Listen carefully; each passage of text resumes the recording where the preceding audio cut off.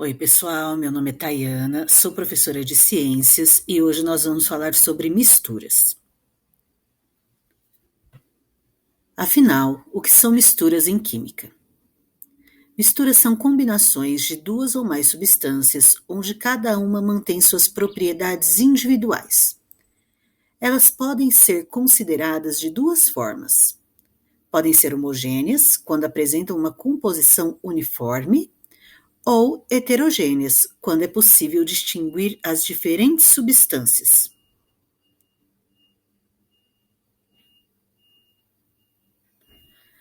Chamamos de misturas homogêneas aquelas que apresentam uma única fase visível, ou seja, seus componentes não podem ser distinguidos visualmente.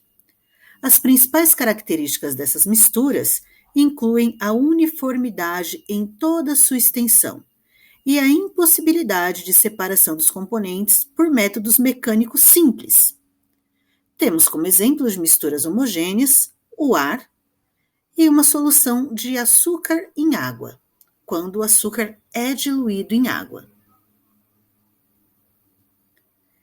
Já nas misturas heterogêneas, nós temos aquelas em que é possível distinguir visualmente os componentes que a compõem. As principais características dessas misturas são a presença de duas ou mais fases distintas e a possibilidade de separação dos componentes por métodos físicos simples. Temos como exemplo água e óleo, que quando colocamos em um mesmo recipiente, conseguimos observar onde está a água e onde está o óleo. E temos também o granito, que é aquela pedra que geralmente é usada para fazer a pia da casa, às vezes o piso, né? Então, nós observamos as cores do granito separados. Por quê? Porque são minerais diferentes. Então, conseguimos observar a olho nu a diferença desses minerais.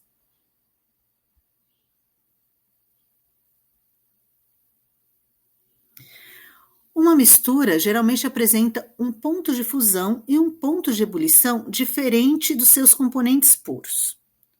O ponto de fusão tende a ser mais baixo e ocorre ao longo de um intervalo de temperatura em vez de uma temperatura precisa. Já o ponto de ebulição pode ser mais elevado ou mais baixo, dependendo das interações entre os componentes da mistura. Isso ocorre devido à presença de diferentes substâncias que interferem na estrutura cristalina e nas forças intermoleculares originais.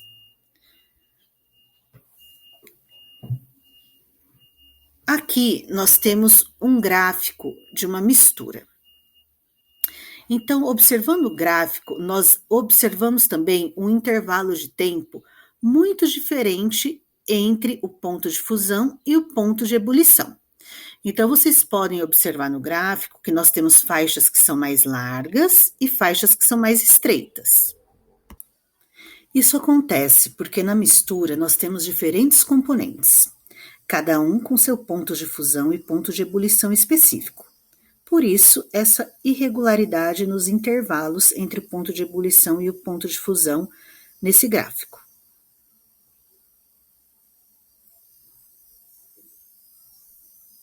Aqui nesse outro gráfico, podemos observar a mesma coisa.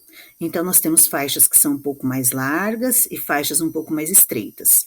E a gente consegue observar também o estado físico da matéria durante esse processo de aquecimento, de elevação de temperatura. Então, nós temos embaixo aqui o tempo e a linha também na vertical, a questão da temperatura. Então, nós temos um elemento sólido que vai se tornando líquido, depois o elemento líquido que vai se tornando vapor. Mas existe uma irregularidade na questão do tempo, né? Então, nós temos aqui uma mistura. Eu coloquei aqui dois gráficos, um de substâncias puras e outro de mistura. Vocês podem observar que no gráfico de substância pura, esse intervalo de tempo e temperatura, ele é regular, ele é igual. Então, nós temos faixas que são iguais, intervalos de tempos iguais. Enquanto nas misturas, a gente tem a irregularidade. Então, nós temos faixas que são mais estreitas e faixas que são mais largas.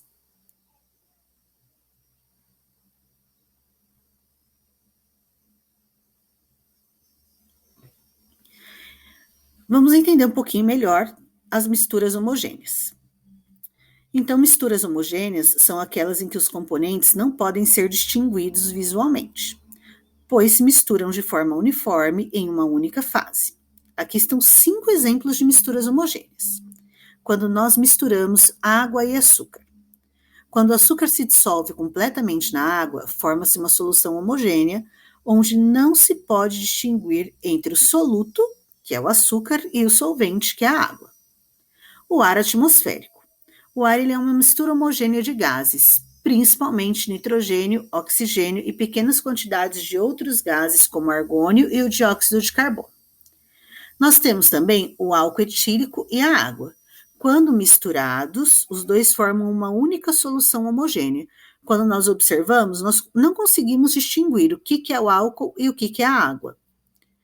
Temos o vinagre, que é uma solução homogênea de ácido acético em água, onde as duas substâncias estão completamente misturadas. Quando observamos a olho nu o vinagre, também não conseguimos distinguir o que é uma substância e o que é a outra. E por último, o ácido inoxidável, que é uma liga metálica composta principalmente por ferro, cromo e níquel, onde os componentes se misturam e ficam de forma uniforme. Nós não conseguimos distinguir quais são os metais que compõem o aço inoxidável. Já as misturas heterogêneas são aquelas onde podemos identificar mais de uma fase ou componente a olho nu. Então, nós temos aqui alguns exemplos: água e areia. Quando misturamos água e areia, nós conseguimos observar o que é a água e o que é a areia, porque a areia não se dissolve na água.